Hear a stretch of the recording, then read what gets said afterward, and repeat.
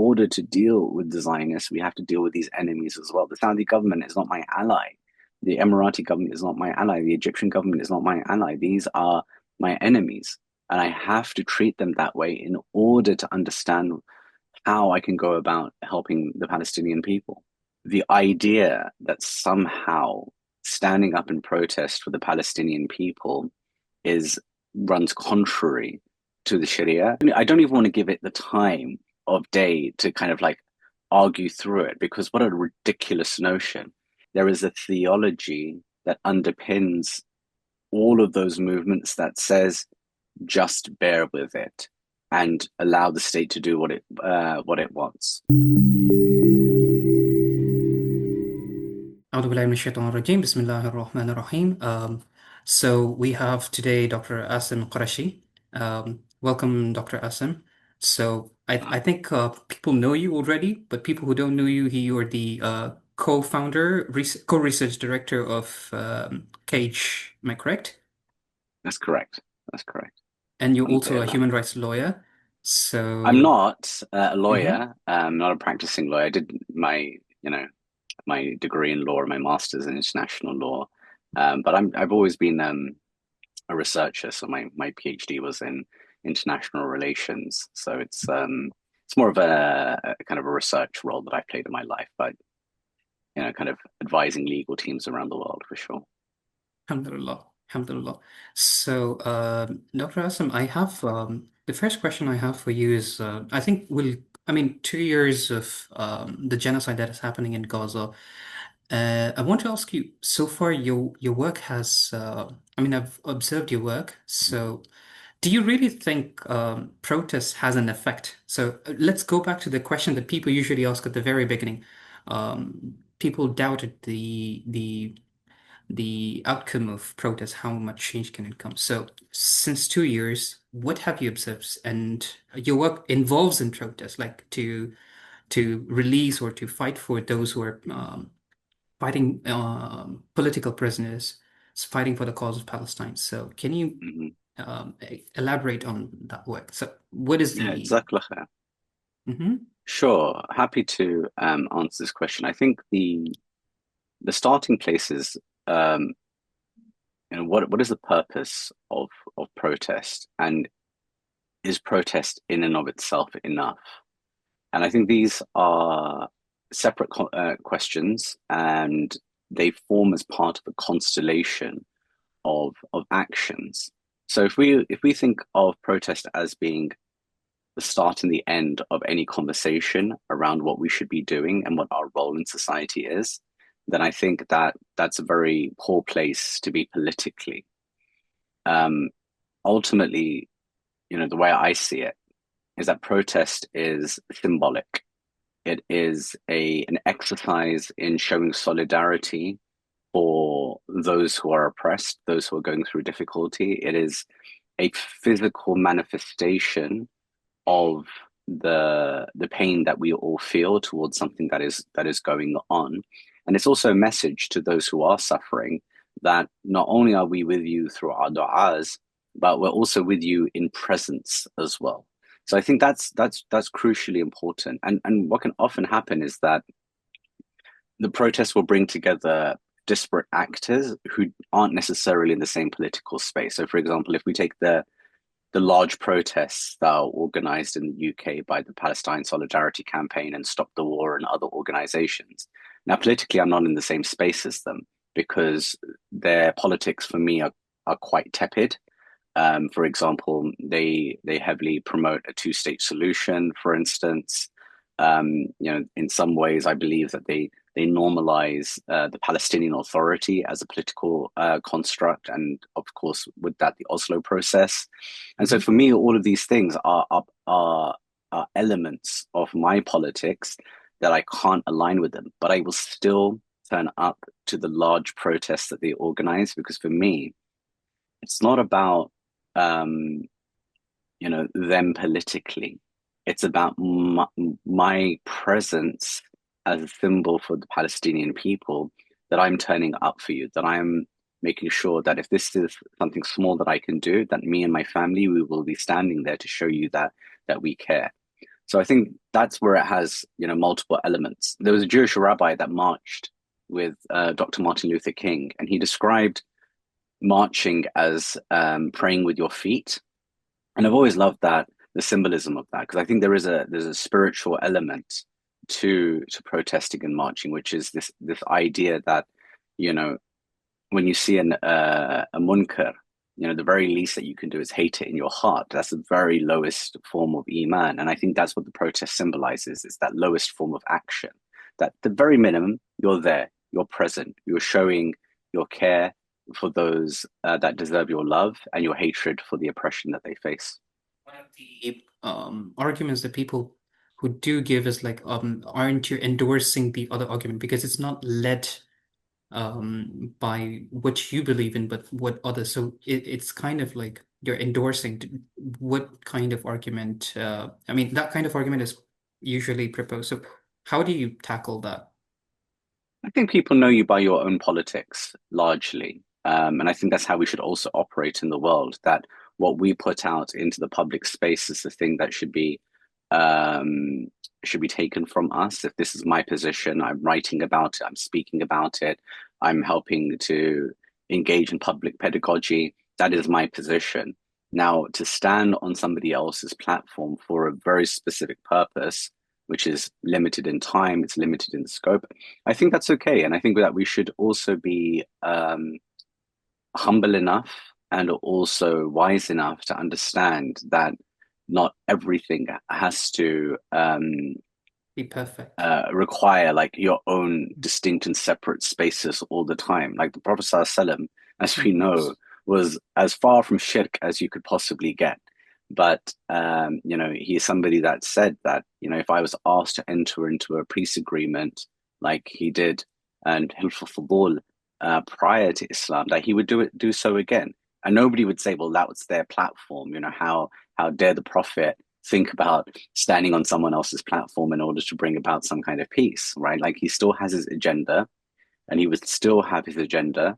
They have their agenda, but there is something in that moment, in that space, that you can transcend some of these things just for a limited purpose and to come together for some kind of good. And for me, the good of attending the protests is really much more about the Palestinians themselves than anyone else. I make sure that I take photos, I make sure that I post those photos, just so that they can see that, look, there are still people out there who care, that they care about what is going on with them. And I think that's the very, very, very minimum that anyone should be doing. And if anybody believes that by attending a protest that they have done something, then I think that is a conceit that shouldn't be permitted at this time.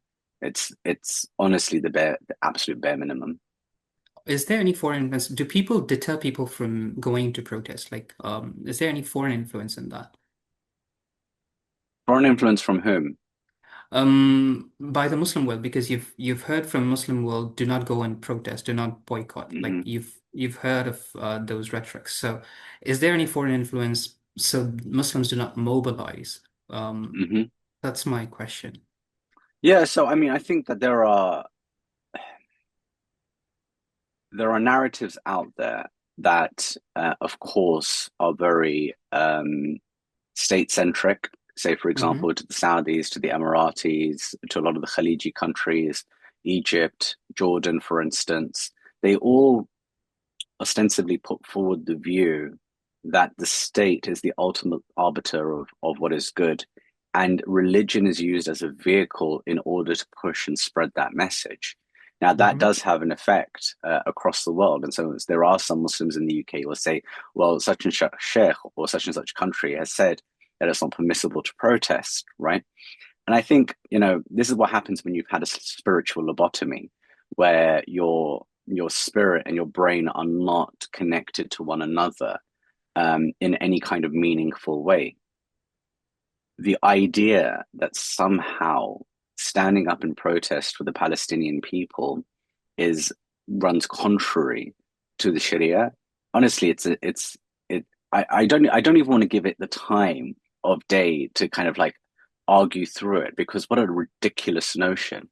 And of course, when we look at these countries and the the scholarly class that has emerged in subservience to these countries, then you'll see a consistent pattern of behavior where anything that relates to tackling oppression, injustice, social deprivation in society, incommunicado detention, torture, extrajudicial killings, whatever it might be, there is a theology that underpins all of those movements that says just bear with it and allow the state to do what it wants. Where does Sorry? it stem, this theology that you said there is a theology? Where does it stem from? Because quite often, even when I meet these people, they often say, they quote the hadith of do not, where the Prophet ﷺ says, Awesome. do not, what do you call, overthrow the ruler.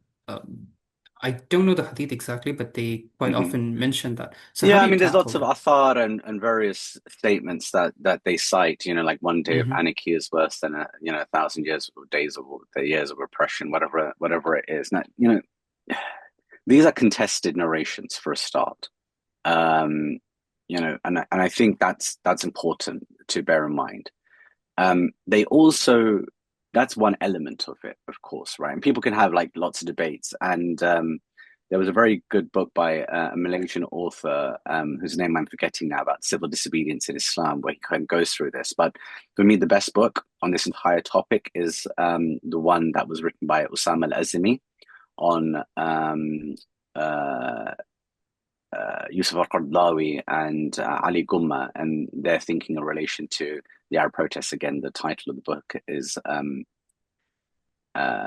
not coming to me at the moment, but it's an excellent book by Dr. Osama al-Azmi. And he really goes through like all the different arguments. So if you want to read those arguments, you're more than welcome to. But ultimately, it's about what? It's about maintaining the status quo. That's really what this is about, and that's what these scholars do. It's about ensuring that there is no culpability, that people are not asking any questions, and in so many ways, this is in fantasy land. Especially when we consider the habits and the practices of the Sahaba. To the extent that when Umar ibn Khattab is delivering a khutbah and he's wearing two garments, Salman al-Farsi radiallahu an holds him to account just for that. Something that, by today's standards of injustice, okay, not that that was an unjust moment. Of course, he was correct in what he was doing, but by today's standards is considered like, I mean, nobody would even like question it for a moment.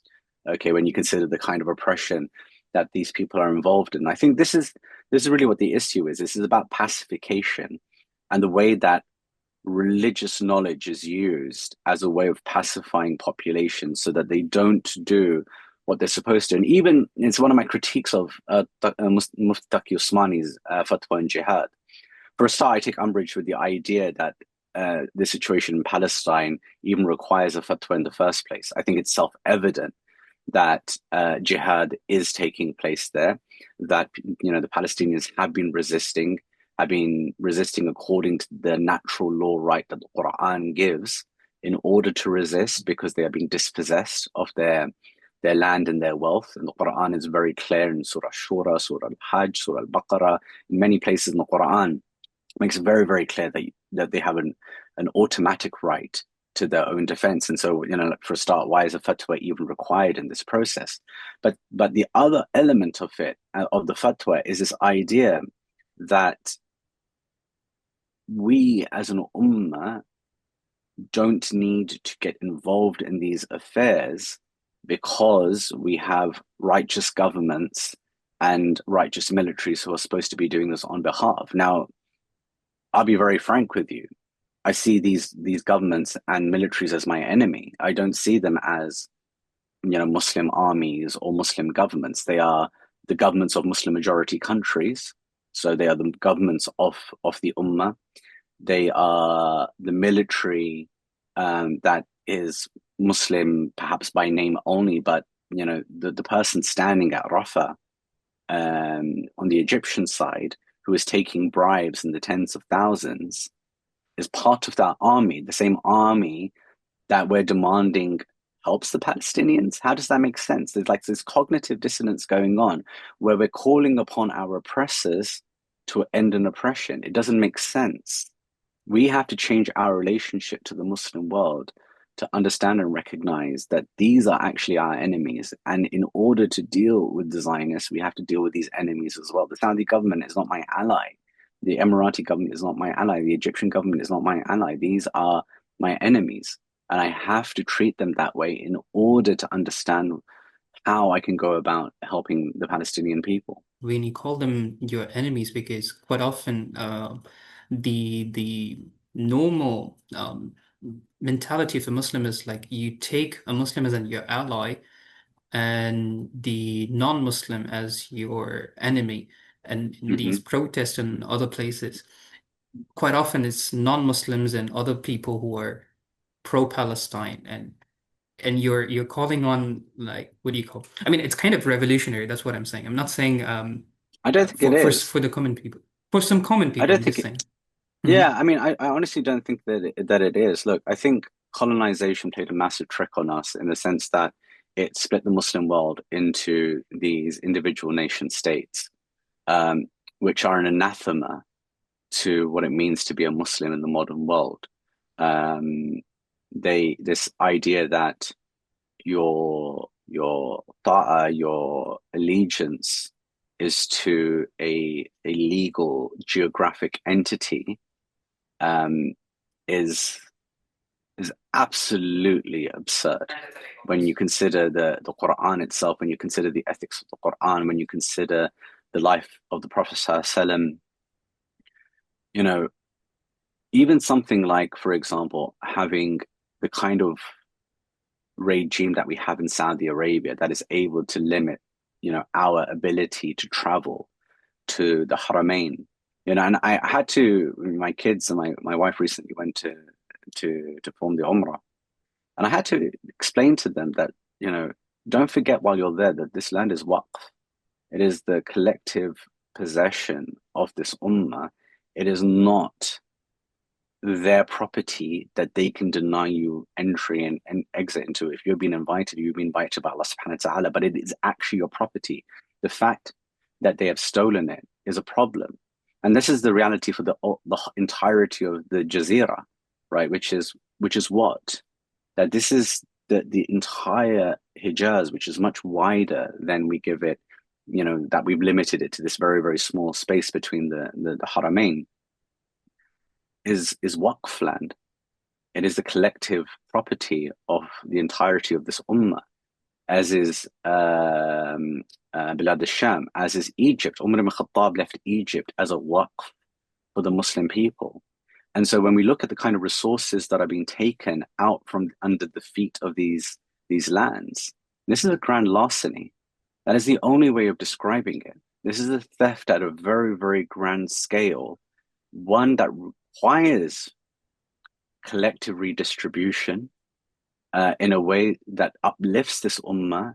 But of course, because of this trick of nationalism, we've had our kind of political ambitions limited by these systems and these structures.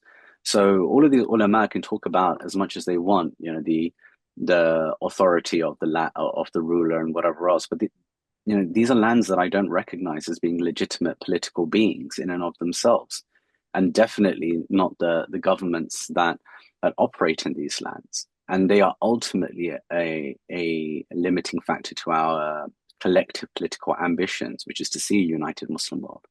Can Um, you inform us a little bit about Palestine Action? What is happening with Palestine Action in the UK, just briefly?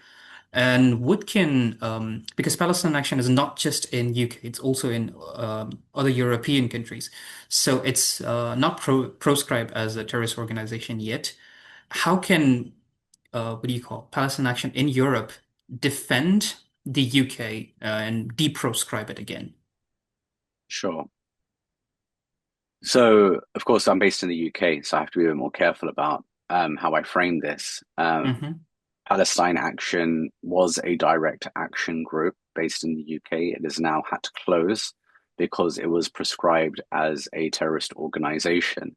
As you mentioned, it has many chapters around the world. And the basic principle of Palestine Action was this, which is to cut off the supply lines to the Israel occupation forces by shutting down factories of Elbit Systems in the UK. So it was very, very specific. They had a very specific target, which was Elbit Systems, and any company that was in the infrastructure of Elbit Systems that helped to keep it in its place. So if it was a landlord, for Elbit Systems to target the landlord. If it was an investment bank, to target that investment bank. So that's how they were trying to shut down this supply line. And in some cases, they were going directly into the factory and smashing up the machinery of violence itself, whether it was the drones or the quadcopters. So this is the activity of Palestine Action. Now, the fact that they have been proscribed is a political decision, but that has been made by this Labour government and has nothing to do with the reality of them actually being a terrorist organization group or whatever. And I think that's quite evident in relation to the role that's being played by Palestine Action outside of the UK.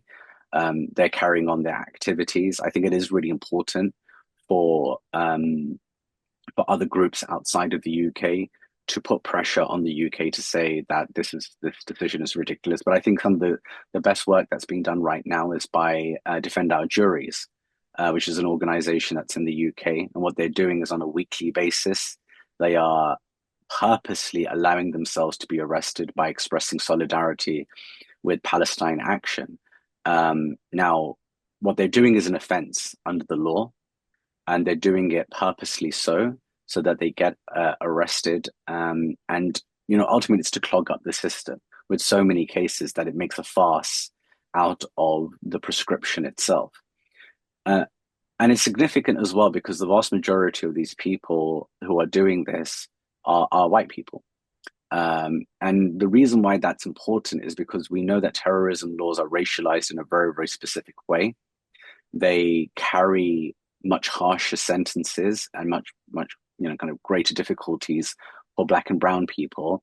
And I think the fact that a conscionable white population in the UK has taken this role up and is doing this kind of action really helps to center how much of a farce and how political this entire system and regime is. So is there any the question is there anything that the people in the European continent can do for the UK group? Yeah, I mean, I think it's the same thing, which is to use whatever pub platforms they have Mhm. in order to put that pressure. Of course, the UK is no longer part of the European Union, so You- like politically, there are fewer avenues to actually intervene in the same way as they were doing before. But I think if direct action continues, especially through groups like Palestine Action outside of the UK, it does make it much more farcical that the UK has chosen to think so. Actually, if anything, the continuity of direct action across Europe is in and itself something that would help to pressurize what's happening in the UK right now. So I think that's the most significant thing that can happen. Is Europe might also adopt the policies of UK and they might also proscribe personal action in Europe. Is there a possibility? And if there is a possibility, what measures can students or people who belong to that group do here? I mean, I think that this is a policy that this is a possibility at all times. I think the possibility of that is reducing as we see public discourse shifting around the Zionists. I think Zionism, as my colleague Frank McGuinness always says, is in a terminal crisis that's becoming evident day by day with every statement that's coming out. In fact, the Western world is now trying its hardest to save Zionism from itself. They're doing everything in their power to make sure that Zionism doesn't um, kind of herald its own death knell, because you can see like the media, politicians like saying, well, it's the Netanyahu government, it's this, that, and the other. So I think while it's a possibility, I think it's less of a possibility in Europe. And again, like if it were to happen, then the best thing that a lot of these European countries to do is to do what Defend Our Juries are doing here in the UK, which is to make a farce of the system, and that requires people stepping up and really putting themselves in front of the prospect of being arrested for standing up for their beliefs. And I think that's part of civil disobedience. It's part of direct action to take those roles on. Since you have the new party, Zara Sultana and Jeremy Corbyn, in the UK, what can Muslims do to campaign the new party to free the Fulton 23 or to deproscribe Palestine Action? So, do you think it's strategic to align with them, or do you think it would be better to go ahead with independent parties? Yeah, I mean, it's a good question. We don't really know much about the policy building of both Jeremy and Zara right now. We don't know what their mandate's going to be, how they're going to create that mandate. Look, I think you have to speak truth to power, whoever is in charge and whoever is not as well. That is a constant process. You speak to the Tories, you speak to Labour, you speak to the Greens, you speak to anybody and everybody that you can on your own terms in order to get your agenda across. There are people that I speak to all the time that who I don't particularly like, but that is part of Kalimatul Haq. It's part Mhm. of speaking that truth.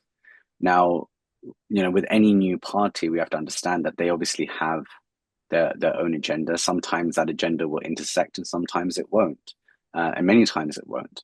So I think what we can do is make sure that, like with everyone else, the the topics that are of interest to us are on that agenda as much as possible, while not putting all of our eggs in any particular basket. I'm not someone who will be signing up, but largely because the role that I play publicly is one that requires a large degree of independence. So it's not something that I've ever been interested in terms of joining a political party.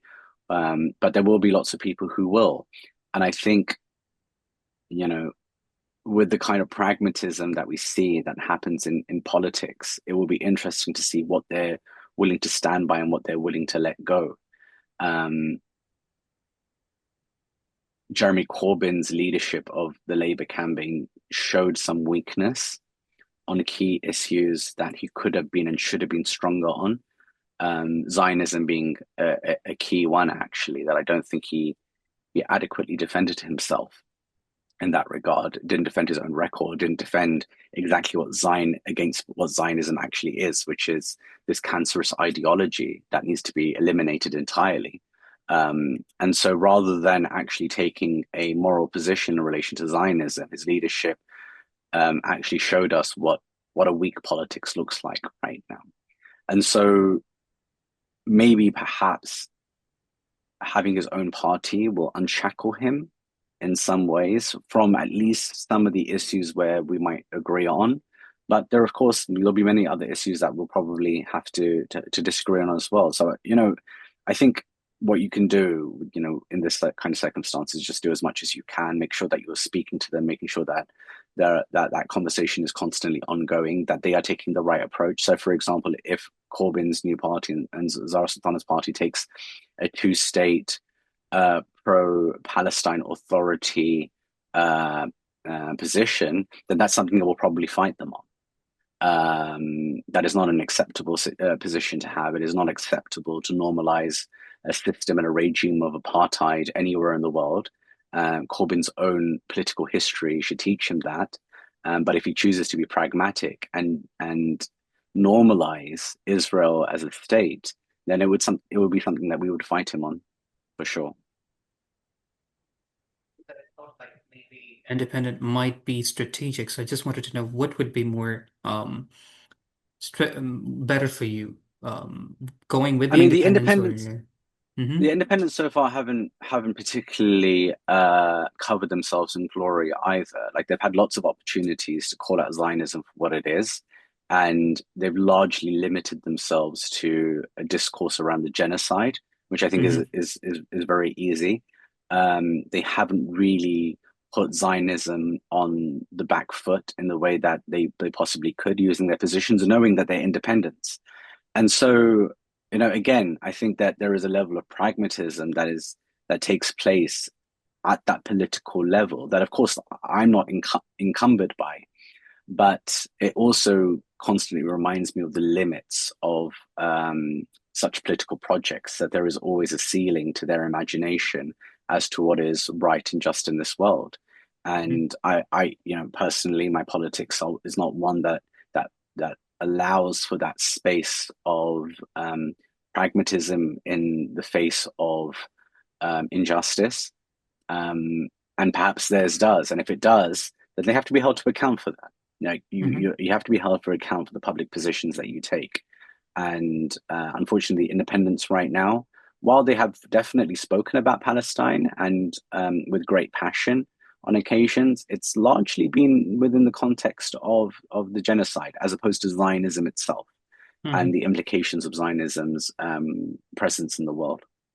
Just like how the Zionists have targeted Maria Hussein, is it possible for the Muslims across, not just in the UK, but across like UK and the European continent, to target the IOF soldiers and to enlist them into terrorism acts? Is it possible? So, because just like what their effort is for us to be distracted into these defensive position, why not? Is it possible that we do the attack so they become busy and they what do you call it? They use their resources on they are busy with these resources while we get more free time to what do you call it? Unite Sure. for the political prisoners or anything, yeah. Hmm. Yeah, no, thank you. So I think the first thing to say is that um, we shouldn't be willing to use systems and structures that largely have been designed in order to impact on our communities in order to prosecute others. So, for Mm-hmm. example, Cage calls for the abolition of terrorism legislation and policymaking in its entirety. And you can find on our website all the reasons for why we believe that's the case, why we take a very strong ethical line on it, why we even will kind of issue press releases, even when the far right are targeted under such legislation. We believe that there is a whole panoply of legislation and policy that can be used in order to hold hate speech and hate crimes to account. And in the case of Zionists, you know, serious and grave breaches of war crimes, apartheid, genocide, these are all crimes under international law that have universal jurisdiction. So while they take place in the occupied Palestinian territory, they can be prosecuted anywhere in the world. And so we don't require terrorism legislation in order to prosecute these people for the roles they play. So I just wanted to kind of like just point that back to you that perhaps terrorism legislation isn't the best route by which we can hold these people to account. Because what we don't want to do is we don't want to normalize a system that ultimately was designed to harm us and continues to harm us in this day. And even if one or two Zionists here and there, one or two of the far right here or there are prosecuted under such legislation, it's still ostensibly something that was designed in order to impact on Muslims. And definitely we should not be normalizing that system. But I think I take a wider point, which is that we should be using a system and a structure to go on the offensive for those who are involved in these international crimes. And absolutely, we should. I think that work is already happening. If you look at the work of the ICJP and other outlets, the Hind Rajab Foundation, so on and so forth, they are using the mechanisms that are out there in order to hold the Israeli occupation forces to account, especially when they're from Europe and they return back to Europe. I think that's a really crucial work that can be done right now. But I think we just have to be generally braver across the board in terms of how we tackle these things. So, for example, UK Lawyers for Israel, which is a charitable trust here in the UK, they're constantly out there maligning pro-Palestine groups, campaigning against anti-Semitism, constantly maligning pro-Palestine groups and organizations and individuals. What we should be doing, which Cage has already started after we wrote a report about both these organizations, is go on the offensive with them and to say, hey, hold on, how are there two organizations in the UK that provide cover for apartheid, racial segregation, and genocide as charities? Like we should be going on the offensive in relation to that. We should also be going on the offensive in relation to resistance movements, whoever they might be. You might have seen recently, I was involved with the Riverway Law case to do with deproscribing Hamas. These are important initiatives because what we're doing is that we are changing the narrative about what is and isn't acceptable. And so far, we've been stuck in this idea that, well, if we protest enough, then perhaps policy will shift. No, you have to force policy to shift by being brave and adventurous in your advocacy, in the legal space, in the types of activism that you're involved in, whether it's direct action, whether it's legal, or whether it's in the public statements that you make. We have to shift the ceiling for what is acceptable. And we haven't done a good enough job of that. That's the reality, because for most people, getting aid into Gaza is about the limit of their political imagination. And, ultimately, that's not enough. It's not enough now to go back to a world where Zionism is normalized and legitimated as a political reality, that we can't go back to that moment. We have to now see this through to its end point, which is the end of Zionism itself. So, I mean, you say that we haven't done a good job of fighting against these organizations.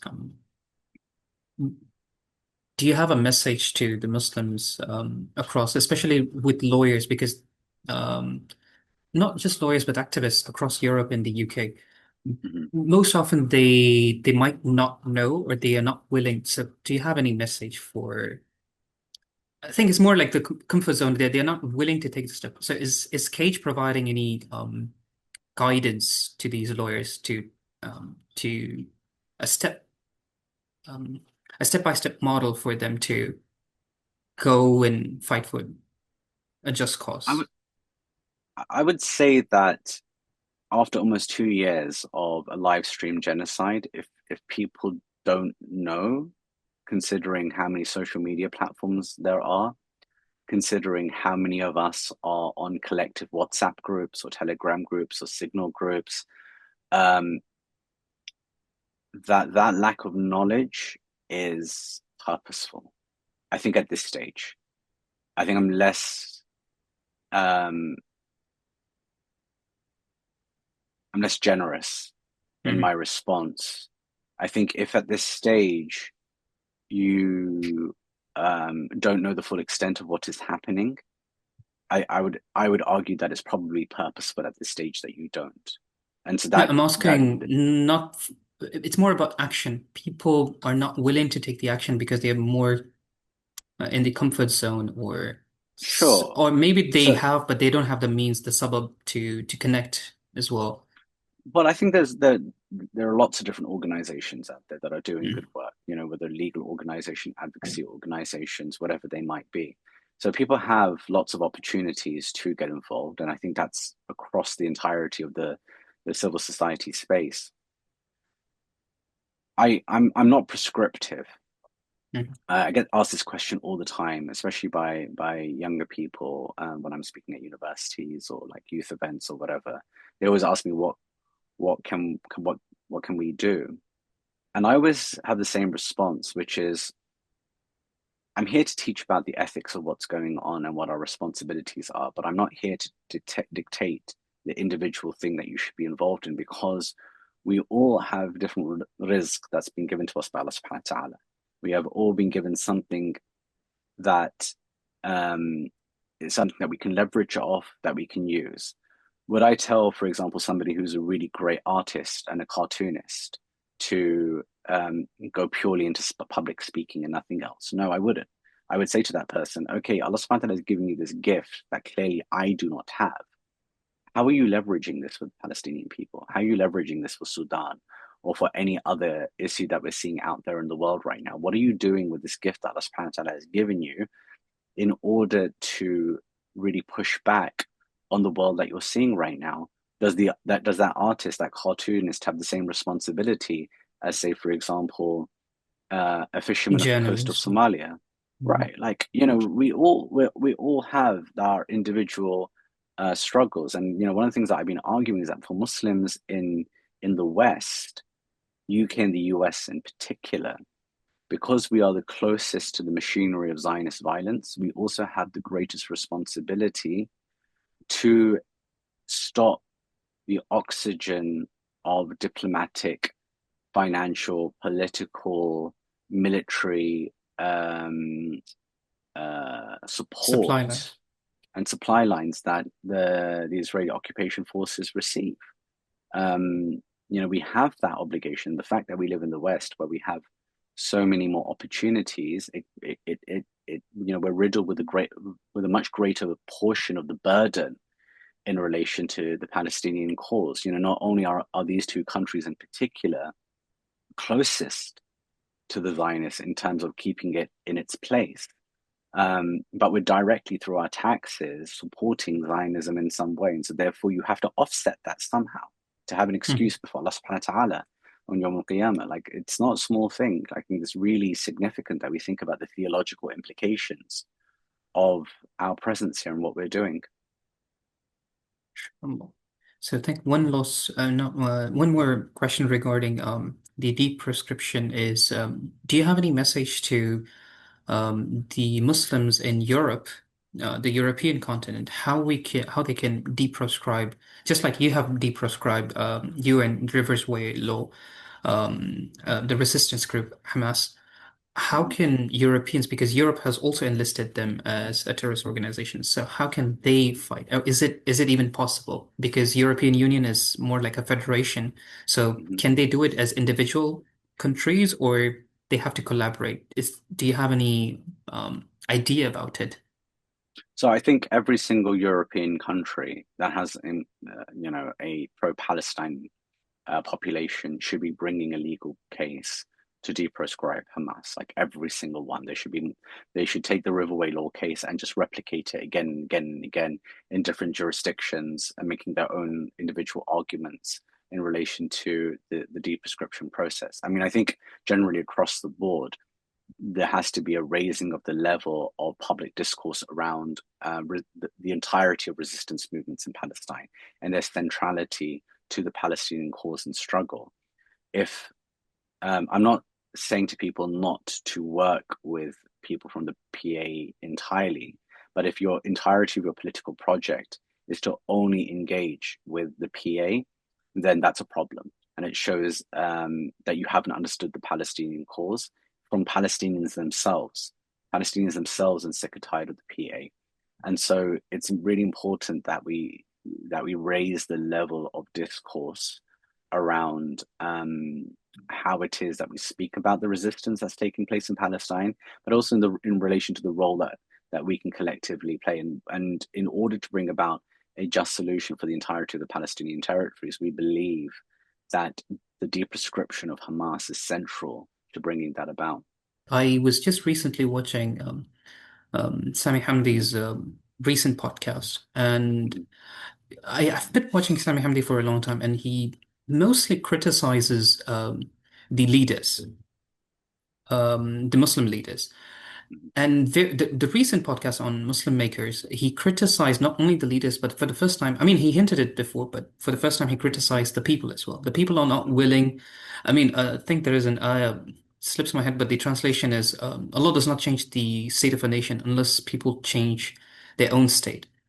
And that was the message he was saying, like Malaysia or Turkey, the people are not ready. And you and I have seen people still going back to Starbucks or still buying from Unilever or these Zionist supply lines.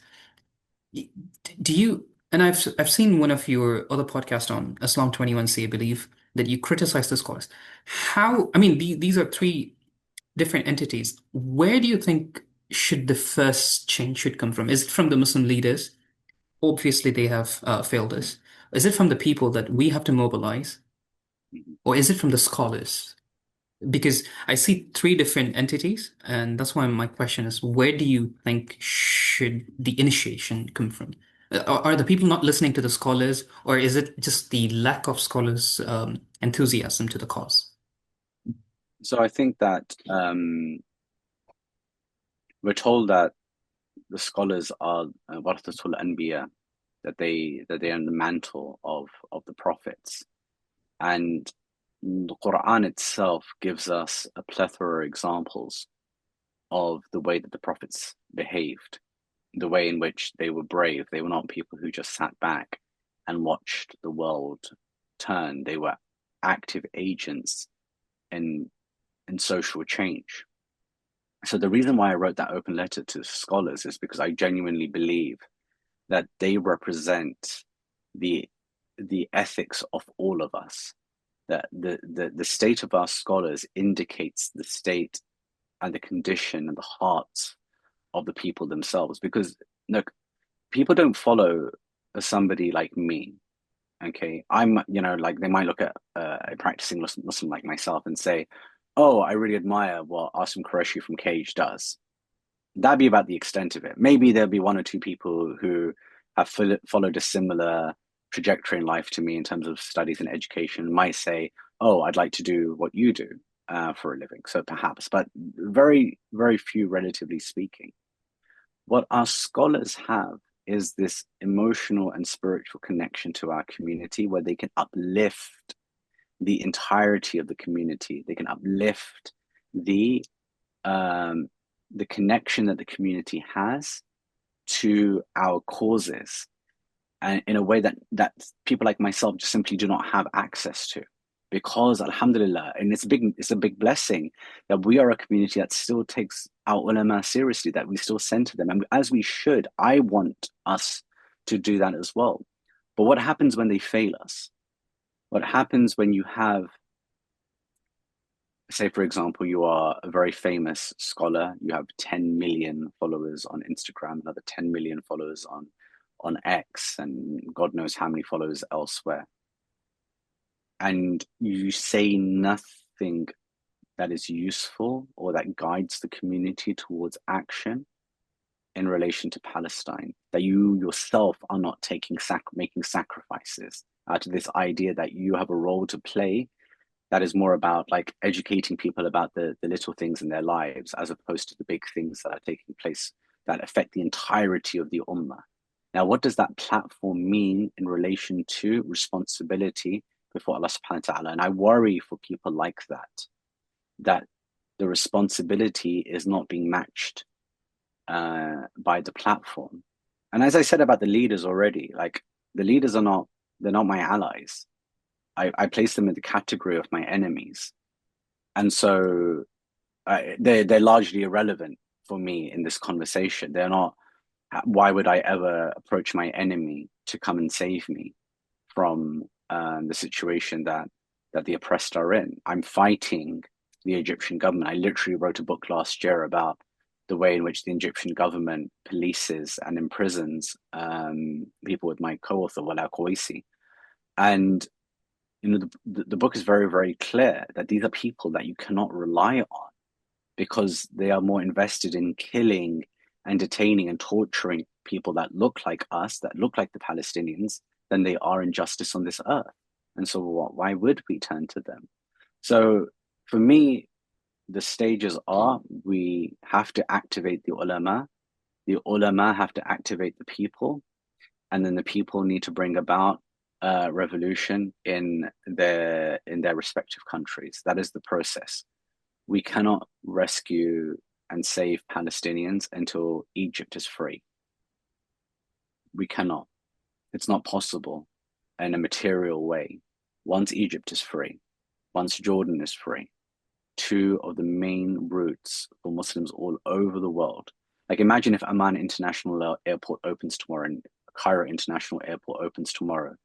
You would have Muslims chartering planes to bring themselves over, military-aged men and women who would buy armaments, who would come with their truckloads from all over the Muslim world, specifically to go to the border and militarily get involved. This is a reality. This is the reality. From Malaysia, from Indonesia, from South Africa, from like anywhere where there are Muslims, you would find that they would come. But the barriers right now to that happening are the Egyptians and the Jordanians. And that is the reality of the Palestinian situation, because the jailers of Palestine are the Jordanians and the Egyptians, not the Zionists. If Egypt and Jordan open tomorrow, that changes entirely. Outsource their crimes, right? Egypt Right, and Jordan are just an outsource of American and Zionist crimes. right. Which is why we have to see them as enemies. Hmm. Hmm. Sure. So think that's your position would be more like from scholars. The change should initiate from the scholars. That's the the answer. Sure. I think I have one last question. So that would be if what kind of legacy would you like to leave behind? SubhanAllah. That's a really difficult question. I think I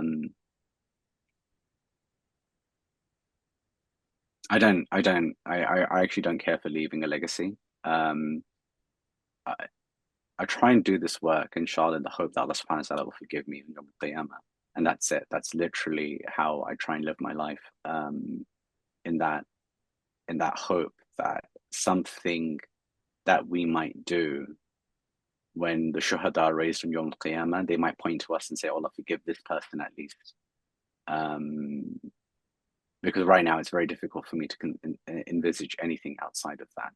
And so that's it really. Just that my hope from this work is that Allah subhanahu wa ta'ala grants me ikhlas, that He accepts the work that we at Cage International do, and that when we meet Him on Yawm al-Qiyamah, that He forgives us. Because, you know, I work a lot on Guantanamo Bay and political detentions and torture in Palestine, but I'm definitely not doing enough on Sudan, or enough for the Uyghur, or enough for the Rohingya, or enough for like so many different issues that we're facing across the world. And I just don't know how um, we will be forgiven for all these things, uh, other than to try and build a larger political project than the one that we have right now. So Allahu Alam, inshallah, I hope that Allah subhanahu wa ta'ala gives us the chance to bring about that change in this life, bi'idhni ta'ala. But really, I think more so than anything else, we have to hope that Allah subhanahu wa ta'ala accepts our deeds, so that we're forgiven. Yeah. Yeah. So yeah, I think any final messages, and I think we'll conclude. No, Jazakumullah khair. I really appreciate your time. Inshallah, hopefully we'll Jazakallah continue khair. working together in the future. Bidni ta'ala. Inshallah, inshallah. Barakallahu fiqh, and hope to stay connected again. Inshallah. Assalamu alaikum. Inshallah.